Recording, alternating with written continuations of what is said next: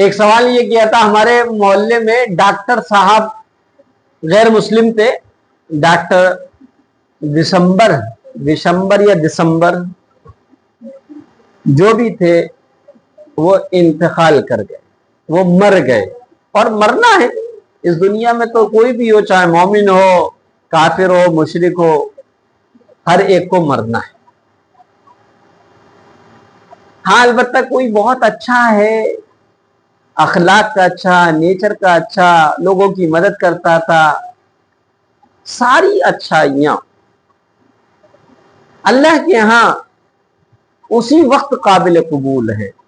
اچھائیاں تو کیا بلکہ ساری عبادتیں 3 شرطوں کے ساتھ اللہ کے یہاں قابل قبول ہے۔ اگر 3 شرطوں میں سے کوئی بھی شرط نہیں ہوگی تو کتنی ہی بڑی عبادت ہو اللہ کے یہاں وہ قبول نہیں ہو سکتی۔ پہلی شرط یہ ہے کہ وہ نیک کام ایمان کے ساتھ، ایمان کے بغیر کتنی بھی اچھائیاں ہوں، کتنے ہی خیر خواہیاں ہوں، اللہ کے یہاں قابل قبول نہیں ہیں۔ سمجھ میں آ گیا؟ نہ ان کو عبادت کہا جا سکتا۔ دوسرا، وہ شریعت کے مطابق ہو، شریعت کے احکام کے مطابق ہو، شریعت کے بتائے ہوئے طریقے کے مطابق ہو، کتنی ہی عبادت ہو، کتنے ہی نیک دلی کے ساتھ کیا جائے، اگر وہ شریعت کے بتائے ہوئے طریقے کے مطابق نہیں ہے تو وہ عبادت نہیں کہلائے گی، اور نہ ہی اللہ کی بارگاہ میں قبول ہوگی۔ جیسے چادر چڑھا لو، اگربتیاں لگا لو، یا اسی طریقے سے درگاہوں پر لنگر لٹوا لو، ہے نا؟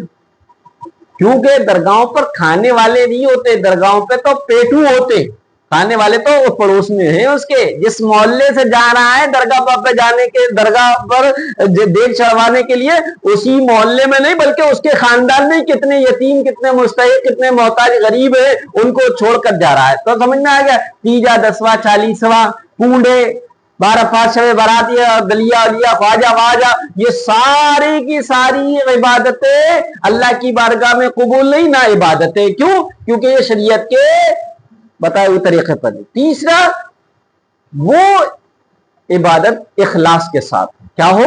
اخلاص کے ساتھ ہو، اللہ کی رضا کے لیے ہو۔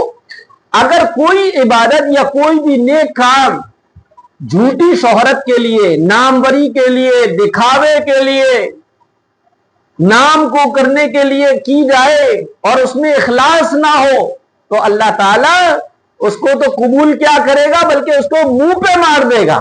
اس لیے کوئی بھی عبادت ہو تو 3 شرطوں کے ساتھ اللہ کے ہاں قبول ہے۔ کون کون سی؟ ایمان اور شریعت کے قاعدے کے مطابق، بتائے ہوئے طریقے کے مطابق، تیسرا اخلاص کے ساتھ ہو۔ تو میں عرض کر رہا تھا کہ ڈاکٹر صاحب غیر مسلم، اچھے اخلاق ہیں، اور جو بھی غیر ایمان والا کوئی بھی پن کے کام کرتا ہے اللہ اس کا بدلہ دنیا میں دے دیتا ہے، آخرت میں اس کے لیے کچھ نہیں ہوگا۔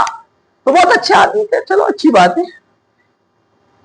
تو اب اس صورت میں کیا ہوا تھا کہ ہمارے یہاں پر بڑے لوگ ملال کر رہے تھے، بڑے افسوس کر رہے تھے، کچھ لوگوں نے تو انا للہ و انا الیہ راجعون پڑھ دیا، اور کل تو یہ خبر ملی ہے کہ ایک عورت جا کے ان کی مغفرت کے لیے سورہ یاسین بھی پڑھی آئی۔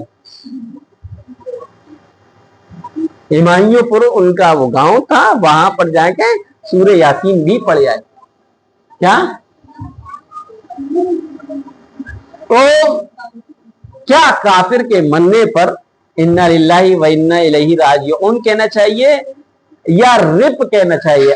RIP، رپ کا مطلب یہ ہے ریسٹ ان پیس، آپ سکون میں رہو۔ کیا ہے؟ اللہ ان کو کروٹ کروٹ چین نصیب فرمائے، اللہ ان کو سکون اور راحت عطا فرمائے، اللہ ان کو سورگ میں اتی سندرتا کے ساتھ جو ہے ان کا ٹھکانہ فرمائے۔ تو اس کا سوال پوچھا تھا کسی نے، تو میں نے اس کا جواب دیا تھا، غیر مسلم کے مرنے پر اس کے لیے دعائیں مغفرت کرنا، یعنی انا للہ و انا الیہ راجعون کہنا، پڑھنا، یا سورہ یاسین پڑھنا، یا قرآن کی مخصوص صورتیں جو بھی یاد ہیں ان کو پڑھ کر ثواب پہنچانا اور مغفرت کی دعا کرنا، یا ریسٹ ان پیس یعنی آخرت میں سکون اور راحت سے رہنے کی دعا کرنا جائز نہیں ہے، کیونکہ کفر پر مرنے والوں کے لیے آخرت میں ऑलवेज दाइमी आजाद की वईद है, और उनके लिए दुआए मगफिरत करने की मुमानियात अहादीस में आई हुई है। लिहाजा समझ लेना चाहिए कि इन्ना लिल्लाहि व इन्ना इलैहि राजिऊन के अल्फाज में अगरचे दुआ का और इस्तिग़फ़ार का पहलू तो नहीं है, क्योंकि इसके माने क्या है, हम अल्लाह के हैं और अल्लाह ही की तरफ लौट कर जाएंगे। समझ में आ गया?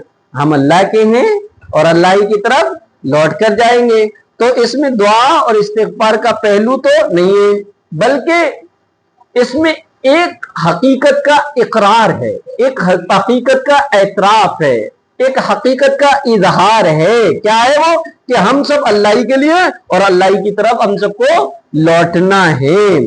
अलबत्ता कुरान करीम के बयान के मुताबिक इज़ा असाबतकुम मुसीबह क़ालू इन्ना लिल्लाहि व इन्ना इलैहि राजिऊन, कुरान करीम की इस आयत और बयान के मुताबिक पता ये चलता है कि मुसीबत और बला के मौके पर ये दुआ पढ़ने के लिए कहा गया है।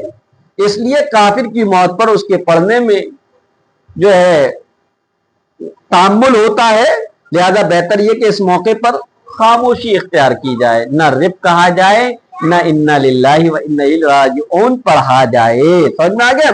और अपनी आखिरत को याद किया जाए, अपनी आखिरत को याद किया जाए।